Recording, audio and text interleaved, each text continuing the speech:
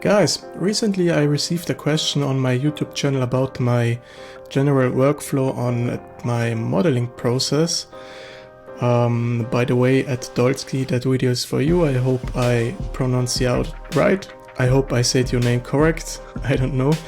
My general workflow consists of first modeling my high poly, and then with the Bevel modifier I can just create my low poly.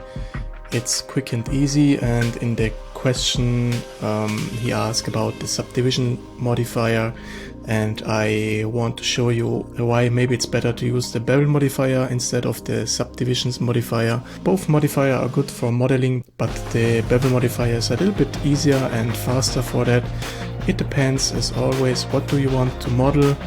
If it's like organic type of object, it's better to use maybe the subdivision modifier, so you have more smoothness on it. If you model something like hard surface, better to use the Bevel modifier, and so on.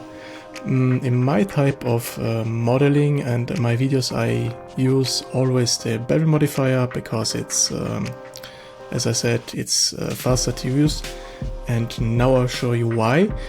On this cube we make some nice little changes, but first I activate my screencast key so you see what I'm doing, and I'm activating the cavity so we see more of the detail. Alright, we insert this quick, we extrude this inwards, and we make something else on this face, maybe like that.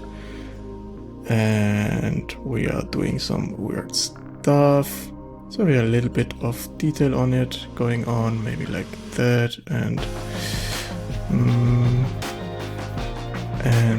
here some details, this one just inwards, and yeah, and so on.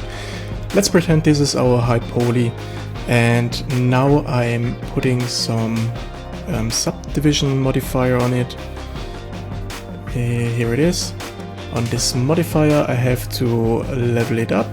I have to go up with our viewport rendering, something like that, but first I have to shade it smooth and go under normals to smooth it out, and now I think it's good. Don't exaggerate with this levels, because it's if it's the model a little bit too big, it's going to slow down your viewport, so just, I think 3 is enough. Alright, now we have to put some holding edges. That means on every edge that has to be sharp, we have to put a loop cut on it. We start here, so Command R, put a loop cut up here, like that, and down here, so we have sharpened it up. And now we have to make the same thing on these corners, so maybe first up here and down here, and now these corners like that, same thing on that, and here. So now we have sharpened it up. We have to do the same thing on this one, and down, and this, and this, and so on. So final steps. Here we have a little bit of a problem because we can't set a loop cut in it. It's a triangle and loop cuts don't like that. Maybe we solve this one out. Just going up here and make some nice quads.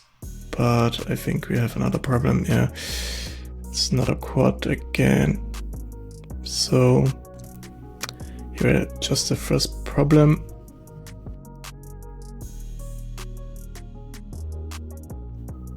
I think we're a little bit too out on this one, so just slide it again a little bit more inwards, and now we can make a quad out of it.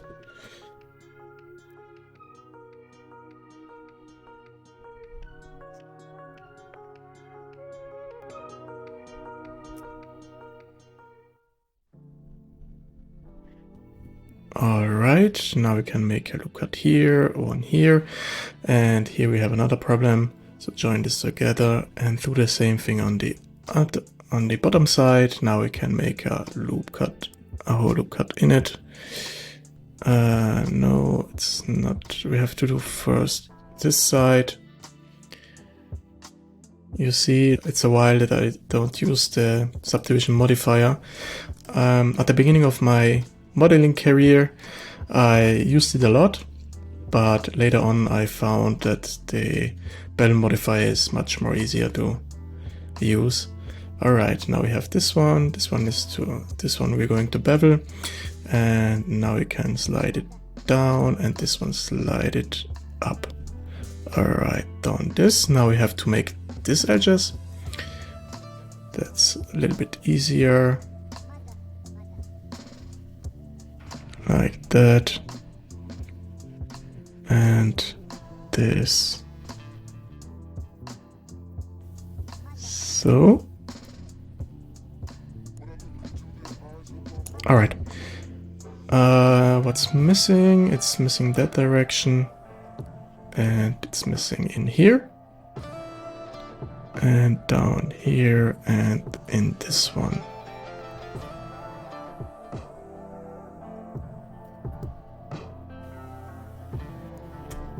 So now we have our final high poly object. We have a little bit of a problem here because we haven't put this holding edge here and the same thing on here.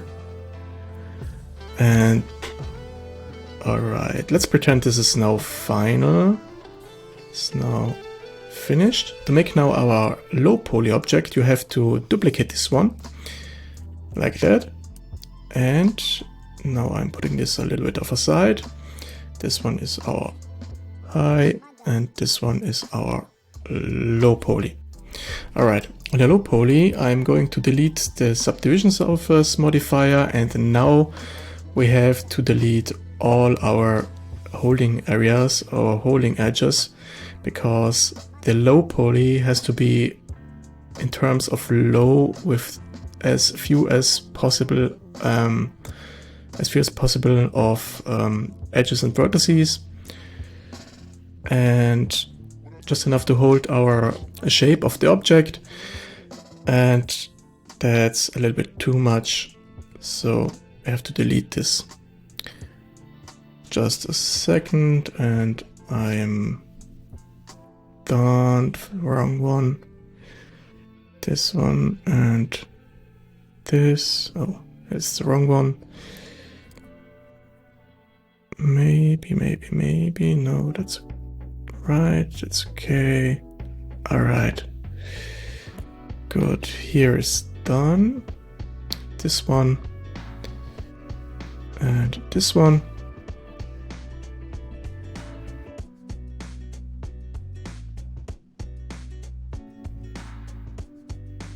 Here we have some holding edges and we are done. Alright, now we have our low poly.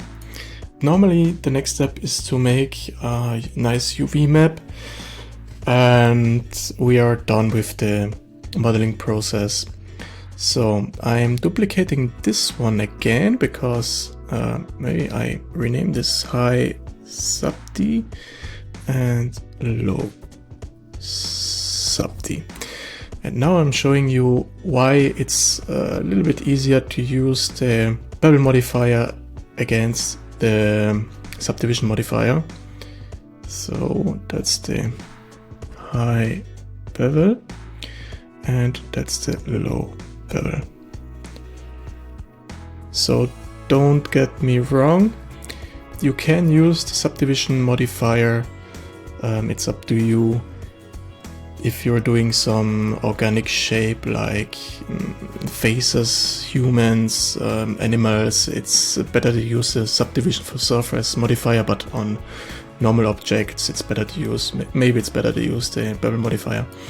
So to use the bevel modifier, just add a bevel modifier, it's up here, go to 0.02, it's standard, I find out it's fairly enough for that. And I think I have here, oh no, it's the working the bevel modifier. The segments have to be free on the high poly. The limit method has to be weight. The geometry has to be arc. Clamp overlap has to be off, and shading hard normals has to be on. Alright. These are some standards I'm using in my videos, and now you can just click on select sharp edges, go to the end panel, go to item, and here we have some vertices data and edges data. And if you just manipulate this one and you see just the magic work, your bevel are going nice and even like the other one. If you compare these two, it's not really some changes we are making. So, and it's non-destructive if you're working so with this one, because if you just delete this one, it's all like at the beginning. So I have done this one, I'm just deleting this one, and now I'm duplicating high poly, just slide it like that. I rename this one to low bevel, and the only thing we have to do for this low object is to reduce the segments, and we have our low. That's the difference of these two modifiers. On this one you have a little bit more to work on in the low poly process, but with this one, with the bevel modifier, you are way more faster to do some high poly and low poly. And as you see, we haven't a lot of difference on these two. On this depends how you're setting your holding area, your holding edges. But if you're going on this one and saturate some values like that and go up with this, you can achieve the same thing. So the only thing is that the bevel modifier is non-destructive than the subdivision modifier, and non-destructibility and working non-destructive is really important on modeling. Alright, I hope you liked so far this little video about these two modifiers, and if you have any other question, you can just ask me. I'm going to answer you as soon as possible, and stay tuned for my very first, it's now it's the second one, but for the first tutorial video with my voice in English, and just to show you quick what I'm doing. For the English tutorial, I'm showing you the reference picture. Just a second if I can find it. I'm on my second monitor right now, and yeah, it's right here. So for the tutorial we are doing this Battle Axe, and yeah, as I said, stay tuned, leave a comment, leave a like, what you want, and see you in the next one.